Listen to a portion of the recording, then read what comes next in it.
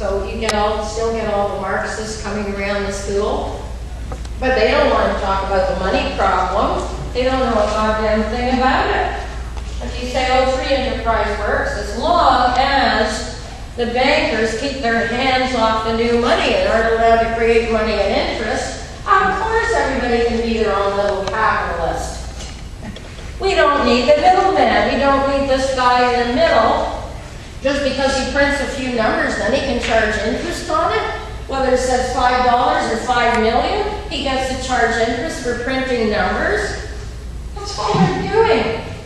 We don't need them. And people have proved that. Lincoln proved it.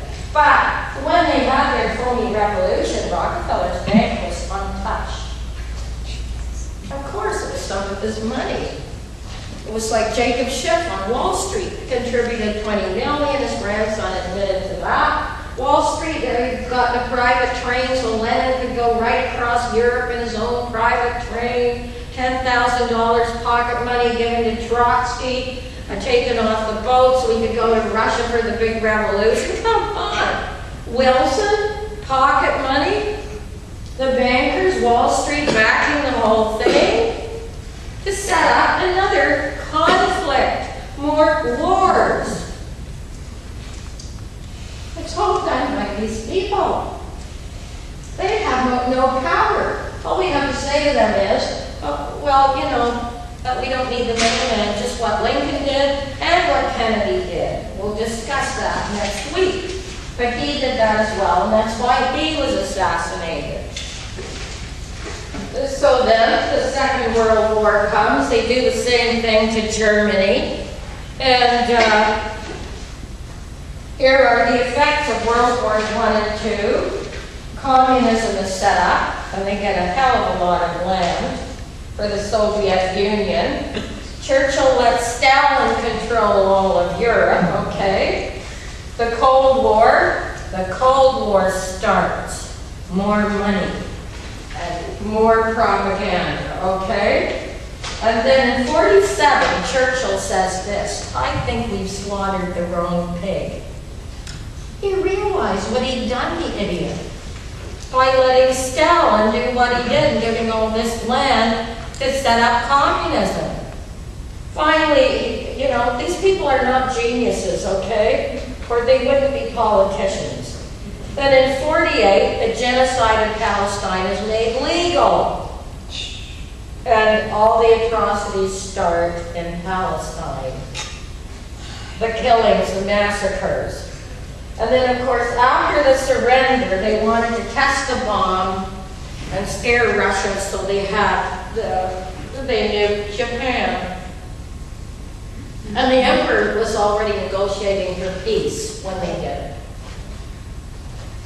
They wanted to try out the bomb, the same as they had all the tests in the Nevada desert. All those soldiers were totally exposed. They died quite soon. They didn't even know enough, but they did it anyway. Then someone said to Oppenheimer, you know, the Manhattan Project, Oppenheimer, I said, wait a minute, we've never done this. Maybe this bomb would heat up the atmosphere around the Earth. What if it does that? What if we get holes in the atmosphere from, and he said, no, I don't know, but let's do it anyway. This is how they think, if they think. The problem is, do they think, okay? But that's what they said when he wanted to do that. And he kept raving about it, how wonderful it was, how it looked, how the picture, it looked so wonderful.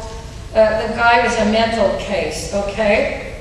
Now, another man you should read is Eustace Mullins. How many of you here have heard of him? Eustace Mullins? He's written, well, I have all his books. And about 6 years ago, when he was still alive, he sneaked in here to talk at a convention. They didn't want him in, they made a big stink. And I found a room for him.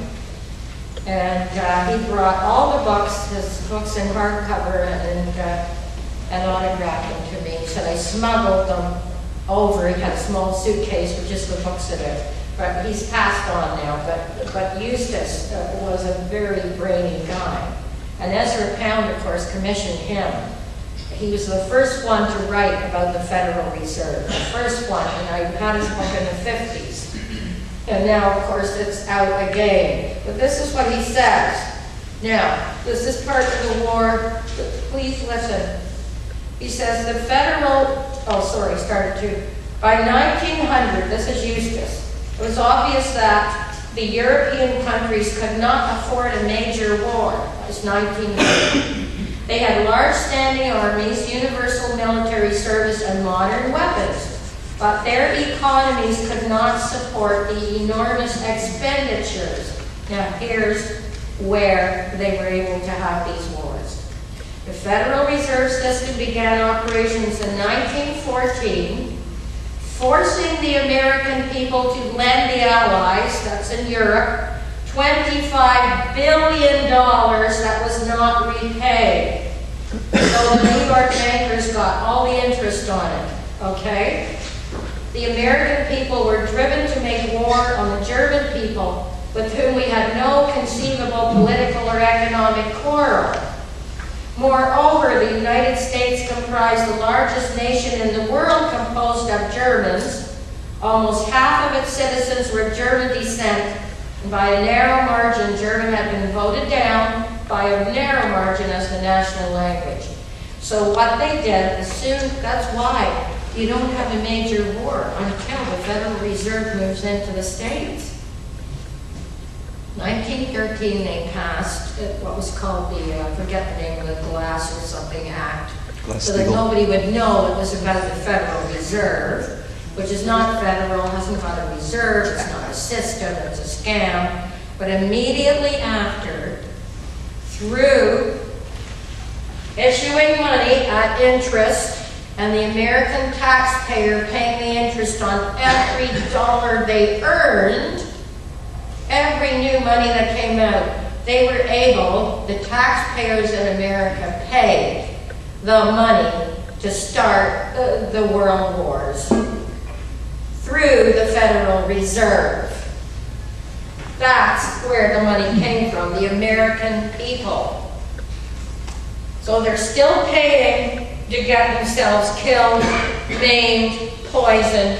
They're still paying the Federal Reserve to have that done to them.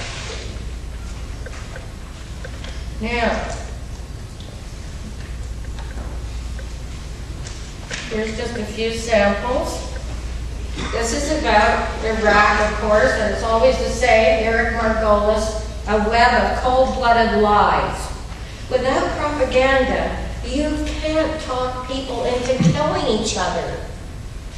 People normally do not want to go out and kill other people. They don't. They have to be coerced. They have to be frightened. They have to have false attacks on them. That propaganda is the biggest weapon that these people have because they own the press. The press has all the propaganda. Hitler had a propaganda ministry. It's called propaganda ministry. We have Hollywood. That's it. That's all they do. And now we have radio shows that do the same. So this is Margolis's answer.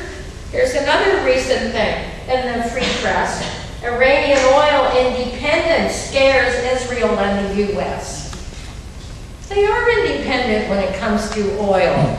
That's scary. Now, here's another interesting one recently. Could automobiles be getting 150 miles per gallon? Yes. Yes. And now you can fill half your tank with alcohol. All that's been hidden. So that they can kill us in these silly wars for oil, which we shouldn't even be using. Here's another one. Now this is how they hide it all. Libya divvied up by globalists. Well, when you say globalization, of what? You can't just say globalization. Of what? Poverty. And too bad globalization isn't civilization. It's not. These people do it. And you get a word like globalization, oh, what the hell does that explain? Nothing. Of what? Poverty. Here, now here's another proof about the bank connection to the war. Without these bastards, we wouldn't have wars. Here, masters of global plantation, fixed markets. War looming inside bank board rooms. There. Wars start inside bank board rooms. Yes, they always have. Okay? So as I say, Lawrence was so disgusted with the betrayal he changed his name. Now here's a page out of General Smedley's book. I'll just give you a few facts here. The corporate profits from war, now we're talking the First World War here, not billions, you watch. The DuPonts, you know who they are. They were making, before the war, Smedley's got it all, $6 million a year. During the war, $58 million a year. He had all the figures. Smedley got that, okay? Bethlehem Steel, these people are still around. They were making $6 million a year before the war. During the war, $49 million a year. That's what war is about. Please understand. United States Steel, $105 million a year, went up to $240 million a year. Anaconda from $10 million to $34 million. Utah Copper, anything that's need for war, okay? $5 million a year, $21 million a year. General Chemical Company, $800,000 a year, $12 million during war, okay? International Nickel, $4 million a year, $73.5 million a year during war. You could go on and on and on. The profits are enormous. But what good is it going to do them? None. Where the hell are they going to go? To Mars like the two guys? The MK Ultra? No. We are here. But the rule is, you don't poop in your own backyard. The planet is not that big. So they're raping and pillaging and digging everything out of this planet that they can. And if they get enough oil out, maybe that's a stabilizing factor inside the planet. Suddenly we have a pole shift. Why? Because they sucked all the oil out of the planet. I mean, who knows? They don't bloody know what's going to happen, okay? And then Iraq had no debts. Remember, a country with no debts is a country you make war on. Now what's happening?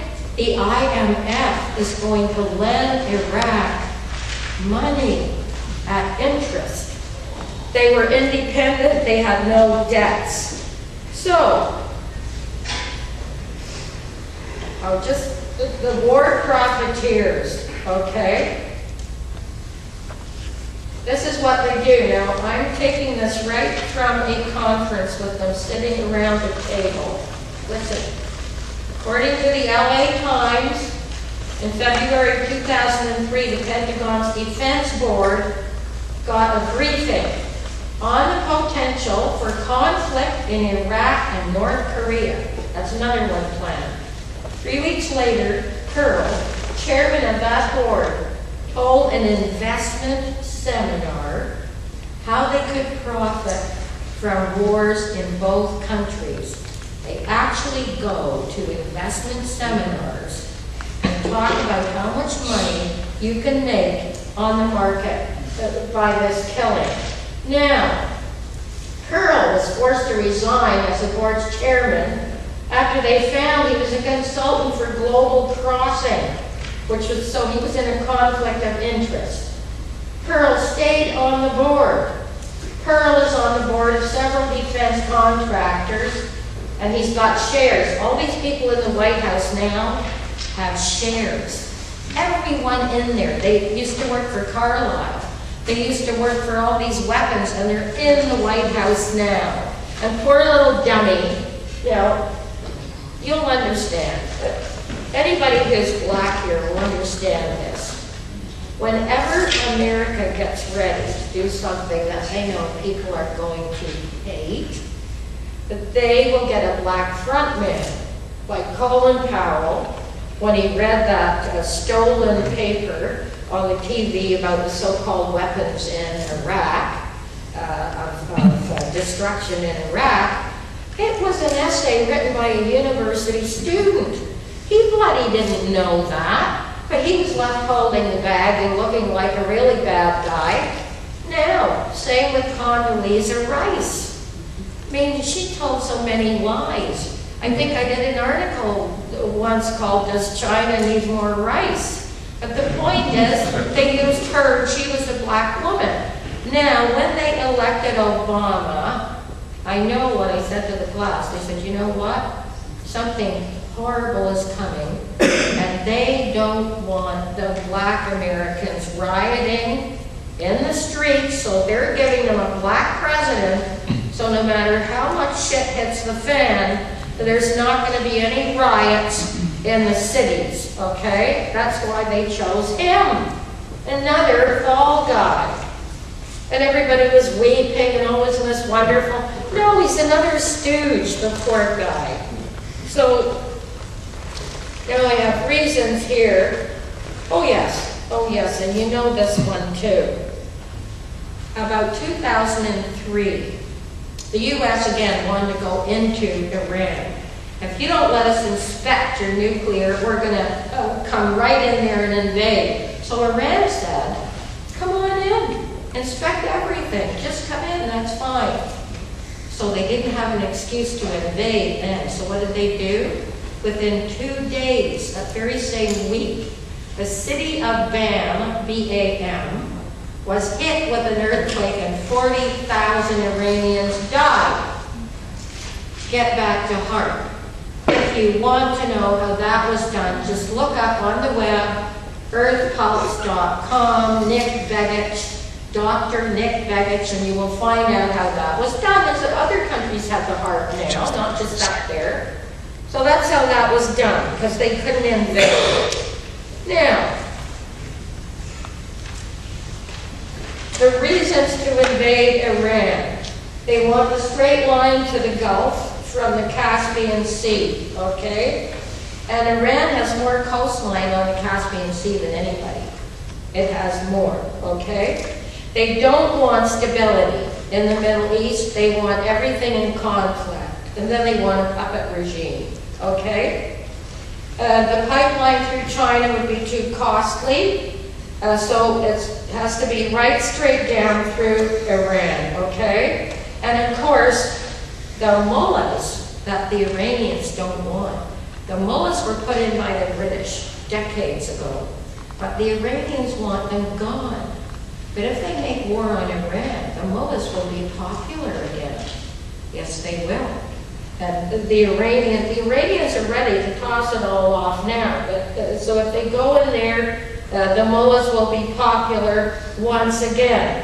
And of course, Iran supports Hezbollah in Lebanon, and the Israelis want southern Lebanon for the water and the oil.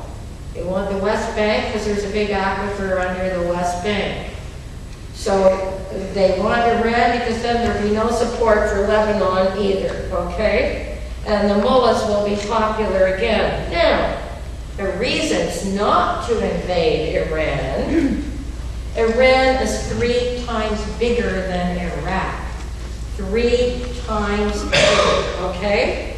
And of course, its nuclear plants are basically underground, okay? They would be hard to find.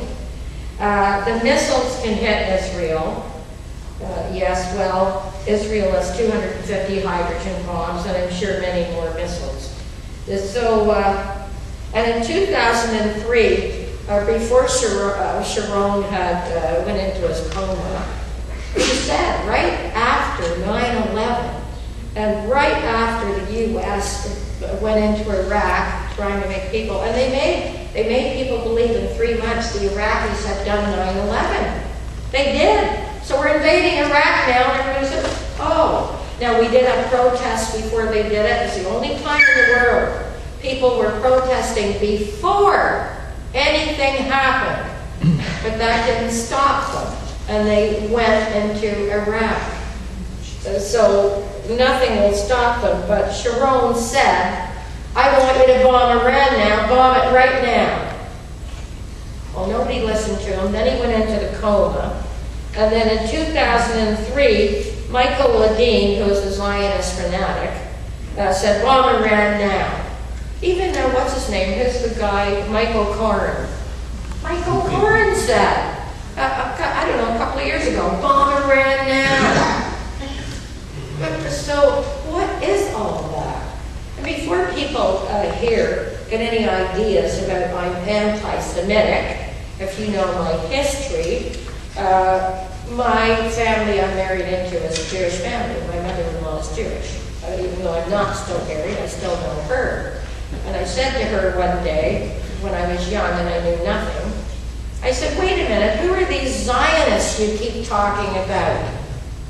And my mother-in-law at that point, they were from Kiev originally, and she looked at me and she said, they are the worst thing that ever happened to us. And she walked off to the kitchen. I never heard another word. I let it go. I thought better not ask. But as I said, I married into a Jewish family. So before anybody here gets all het up about, ooh, anti-Semitic, please. And not to mention that I also dated Prince Faisal, who was also Semitic, but an Arab. So yes. So that's why they shouldn't go into Iran. If they're smart, they won't. And this is the article on who set fire to the oil in Iraq, and it was not Iraqis. And now, I don't want to leave any stone unturned, okay? And of course, the DU, which is the waste, it makes big, big money. And here's another one by Eric Margolis from 2002. Here we go. After Iraq, Bush will attack his real target, Iran, okay? And then in Adbusters 2010, here's Netanyahu. And it says right there, can we trust this man with nuclear weapons? Because he is an absolute fanatic. And when all the bombings happened in London, he and, what's his name, the mayor of New York, Giuliani, were both there in the hotel right next to where it happened. Saudi Arabia says now, we will give Israel clear skies to attack Iranian nuclear sites. This is now, like recent. Okay? So Saudi Arabia, those people, you know, what in God's name happened to them? And here's another little hint. This is by the American Free Press. Oil-producing nations secretly plan to dump the U.S. dollar. Get it? They know that. That lousy, phony dollar with nothing behind it. Yes, they were planning to dump it. Yes. And they probably still are. And of course, here's another heading from 2007. Former insider says big oil is suppressing extraction of massive U.S. oil reserves. Yes, they're catching up to me, okay? Please go to a website called Alcohol Can Be a Gas. Okay, that's the name of it. It will explain how people in California today are filling their gas tanks half with alcohol. What is it made from? Not corn. That's bullshit nonsense. It's made from garbage. Food garbage. They are using every dumper outside of every fast food. Isn't that a wonderful way of disposing of garbage? And people are paying 25 cents a gallon, okay? Get on it. So they knew that there, and I did predict the second invasion of Iraq in this article I did here. Because they asked, why did they leave Saddam? The first time they went, I said, because they're going back. They're going back, they need an excuse. Wakey, wakey. Now, just for an example here, why war is the worst thing that could happen to mankind. U.S. war crimes. World War II, 256,000 atomic veterans were merely dusted off with brooms and sent back in. That's how much they knew. They dusted off all the nuclear waste with brooms and sent them back in. Vietnam, 58,000 Americans dead. The rest all died from Agent Orange, sent back home to face animosity. The Gulf War, 91, 250,000 dead out of 400,000 troops. The rest sick with Gulf War syndrome, passed to families, cancers from depleted uranium, anthrax vaccine, which did not work. And they all, most of them, get Lou Gehrig's disease. Gulf War 2003. The depleted uranium effects are even more devastating in the second invasion. Troops are exposed to sarin, toxins, pesticides, and that is from Captain Joyce Riley, who was a nurse in the first Gulf War and has been head of the Gulf War Veterans Compensation Movement since the first war, okay? And the Department of Defense, 2006, denied that these deaths of Gulf War veterans have not been caused by disease. But 250,000 young men have died since 91, all of whom were in Iraq, all of whom were given the anthrax vaccine.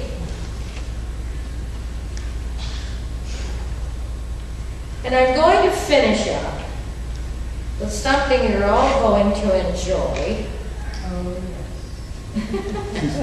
Do we know what that is? Okay. On a high note. It's not, well, I don't know how high it's going to be. But I really like Mark Twain. And Mark Twain was a master of sarcasm.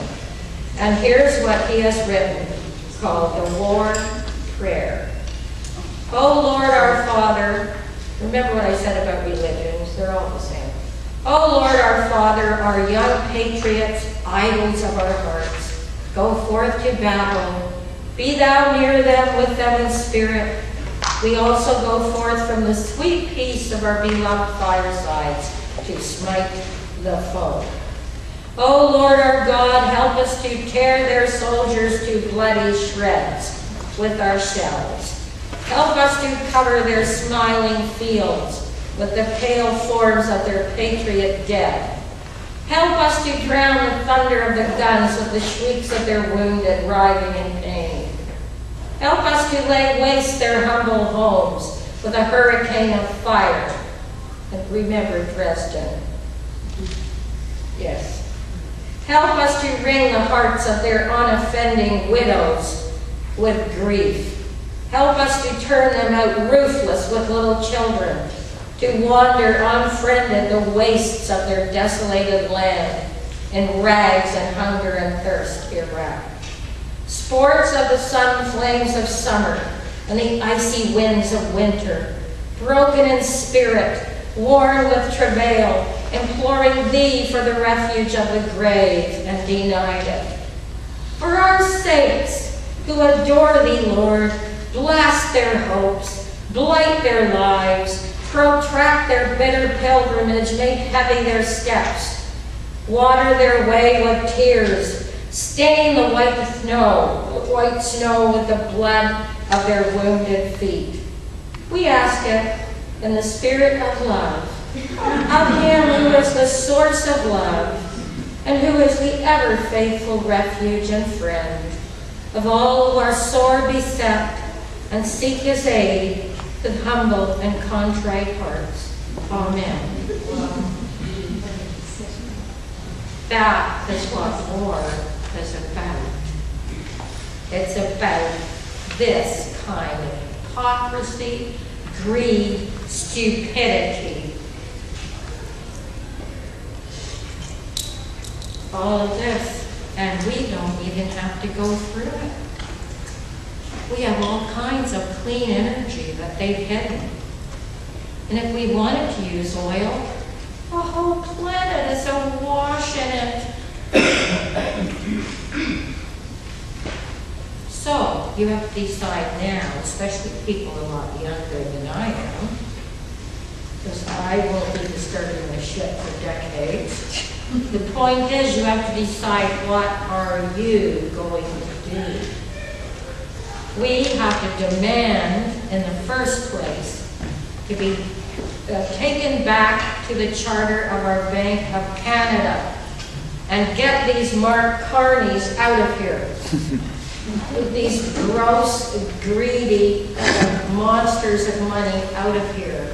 The first thing we should all be doing is writing to someone honest, if you can find an honest politician, which I doubt, or start a mass movement. The people in the park, the ones who are on Wall Street, who are settling in the park, if they knew this, and they had a banner behind them, they would go a lot further. I went to the park, I gave out my schedules. They know that something's wrong, but they can't explain it. One group down there, and they're hackers, one group wearing the Vendetta masks, they were the only people that knew how our bank works. Our bank is what could save us because we own it. The 12,000 shares are owned by all Canadians. The charter is the same. We can create 50% of our money with no interest on it as of now. And if we did that, our debt would be flatlined within a few years. And then these, whatever they are, I can't think of a name bad enough. Users. These, well, usurers, yes, but that doesn't sound quite what they are. There's more to it than that, okay? They seem to delight in inflicting as much pain along the way as they can. So they're definitely psychopaths. They get off on it. And as Kissinger used to say, power is the best aphrodisiac. And I thought, well, I don't give a damn what you say about that. I sure as hell wouldn't be looking up at you any day soon. You know? The good guy's at 3. You want to talk about it, Ken? He's not even at 3. But the point is, he's got power. So that's what they live for. But we have to start getting on the website. Now, a very good website to find out how our bank works. We could show the world what to do. I don't know if you know who Paul Hellyer is, but go on the net and just put in Paul Hellyer money. He's written about 5 books on it. He was the defense minister years ago, decades ago, and he's still talking about money. So get on there, and the other site, because the Americans call it sovereignty money, because when they're issuing your money, you have no sovereignty. So the Americans have a name for the kind of money that Lincoln issued. It's called sovereignty money because it has no interest on it, which means the bankers don't run your country. You run it. As long as the bankers run it, there will be wars and you will die. And your children will die and get cancers all over the place. Now they've done Fukushima. So yes. That's all part of this.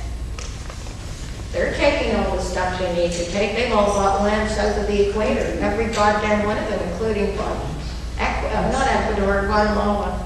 Thousands of acres. They're all going to get below the equator pretty damn soon.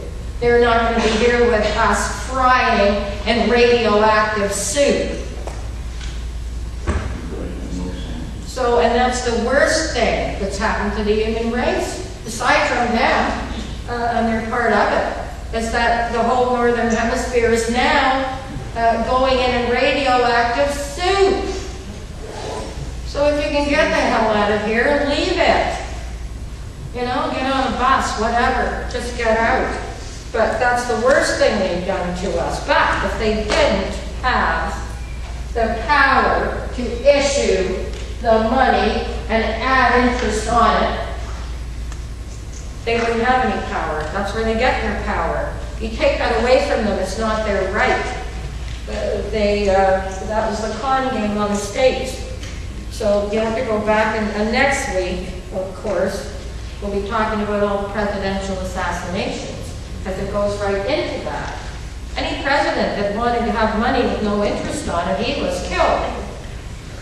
He was killed, and you got a lot of proof of that as well. So unless we get our bank back, I mean, you can use less money, and it's great for small communities, but you still have to go after getting back to your own bank. There has to be a massive push towards that. It's the most horrible thing, aside from the nuke, that's happened to us. So I'm saying, if anybody there is interested in finding out about how our bank works, and getting letters out, or sending emails, do whatever you can do, or telling other people, that's where our power is there. There's billions of us, and there's only a small group of these creeps, a small group. And that's why they need the propaganda. Once we know everything, we're going to say no, no, no, but they want us to be happy to go to war, so they need propaganda. They get it from all the papers they own. What about the women that are the CEOs of those families? I know some of them. You might know them, I know some of them too, so what? I worked at the UN for years, I was sitting around with heads of countries. So it doesn't matter, they're still just human beings, they put their pants on one leg at a time. They are not gods. And that's why they need all the propaganda. And no, they don't give a damn about their own families either. They're not stupid. They are out. They're killing us, basically. We're being killed off. We're being killed off by all the poisons that they are selling and making a fortune on. And to this day, they don't admit about the chemtrails. You can analyze, how many scientists have sent to the government about the chemtrails. They won't admit it, they'll never admit it. And the people in Hawaii, I saw this film, they were analyzing their little girl's hair. She was only 6. It's full of those chemicals and metals. She's only 6 because the chemtrails are also coming down on us. If you want to know what's in your body, you can get your hair